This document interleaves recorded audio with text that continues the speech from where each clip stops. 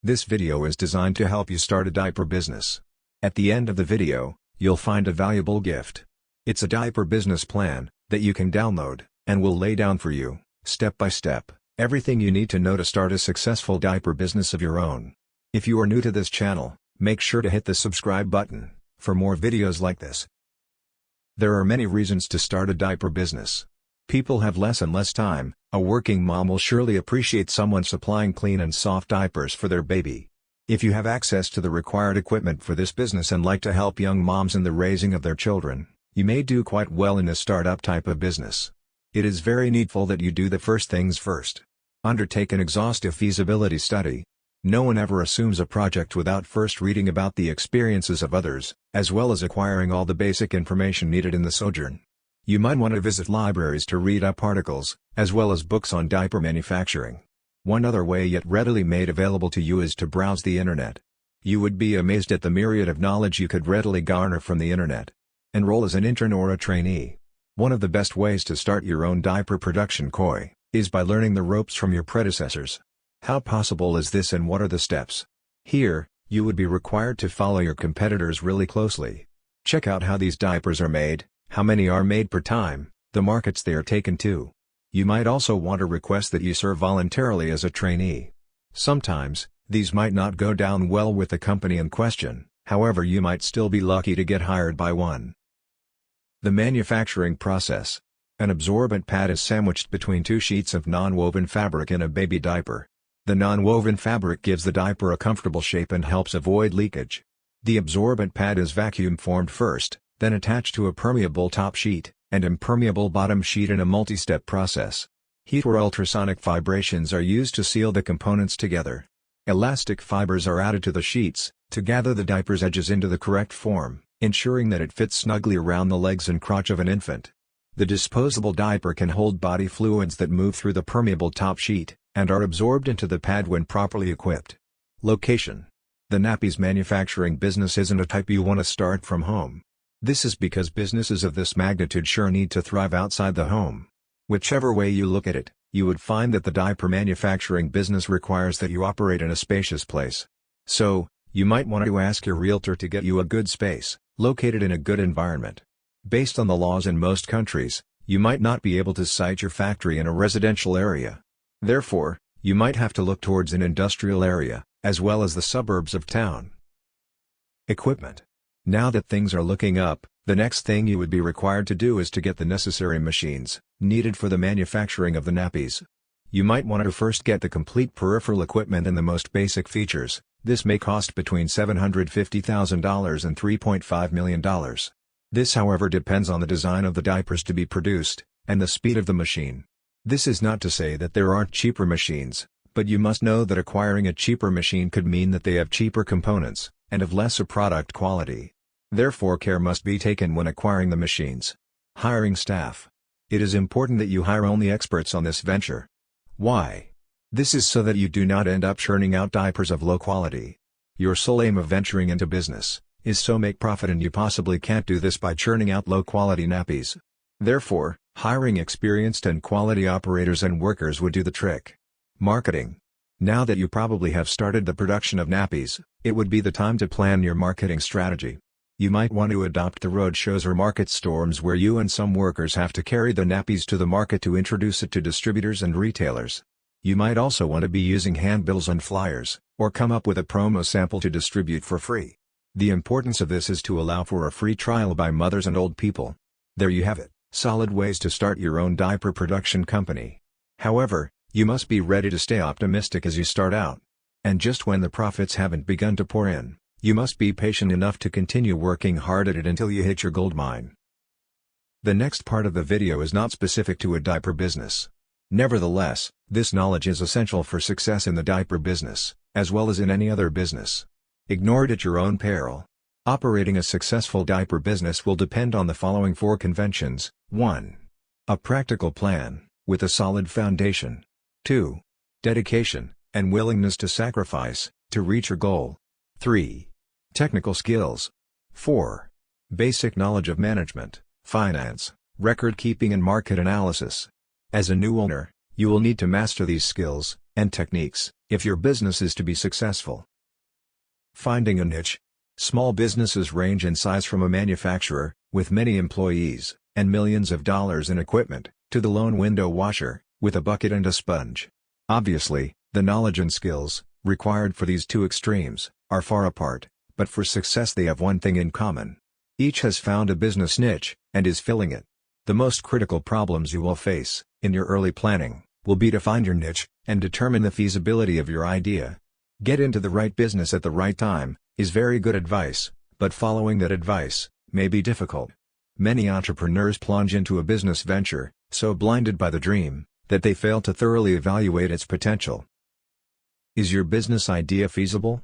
Before you invest time, effort, and money, the following exercise will help you separate sound ideas from those bearing a high potential for failure.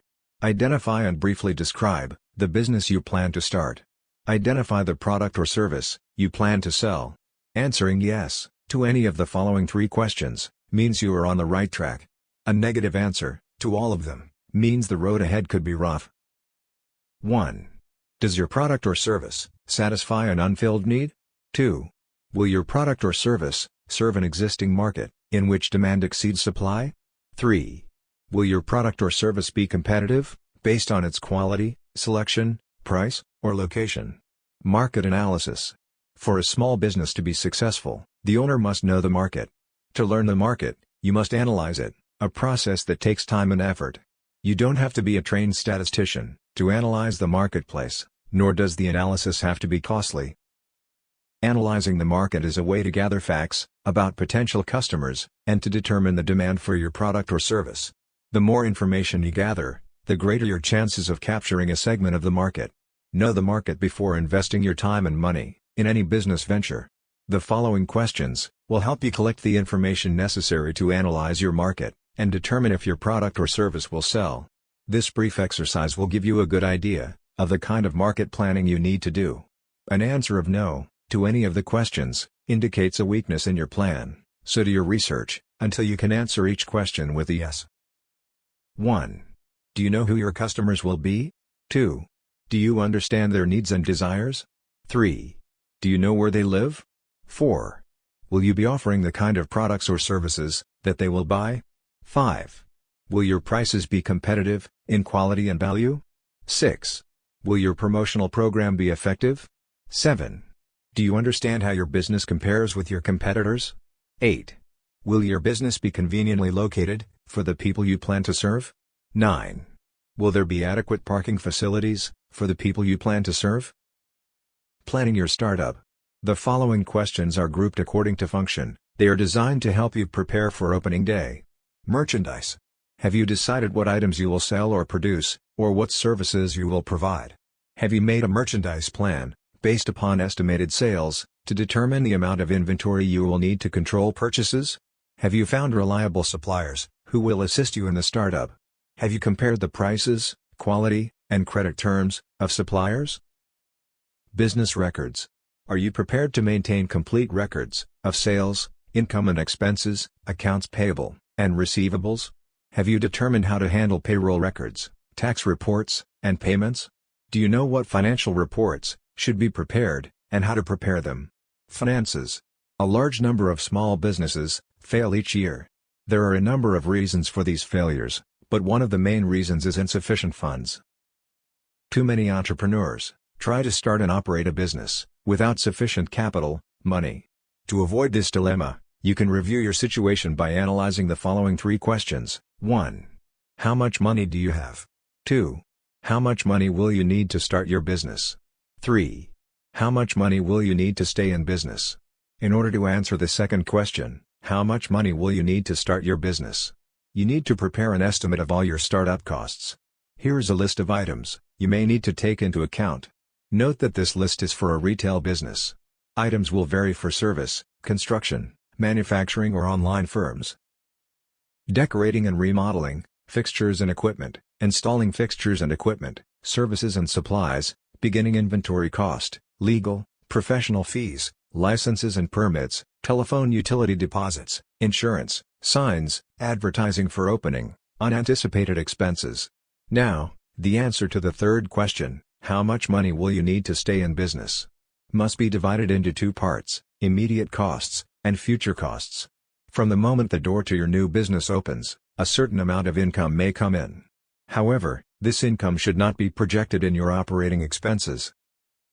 You will need enough money available to cover costs for at least the first 3 months of operation. The following list will help you project your operating expenses on a monthly basis. Typical expenses for 1 month may include your living costs, employee wages, rent, advertising, supplies, utilities, insurance, taxes, maintenance, delivery, transportation, miscellaneous. Now sum up the total estimated monthly expenses and multiply it by 3. This is the amount of cash you will need to cover operating expenses for 3 months. Deposit this amount in a savings account before opening your business. Use it only for those purposes listed in the above list, because this money will ensure that you will be able to continue in business during the crucial early stages. By adding the total startup costs to the total expenses for 3 months, you can learn what the estimated costs will be to start and operate your business for 3 months. By subtracting the totals of the lists from the cash available, you can determine the amount of additional financing you may need, if any. Now you will need to estimate your operating expenses for the first year after startup.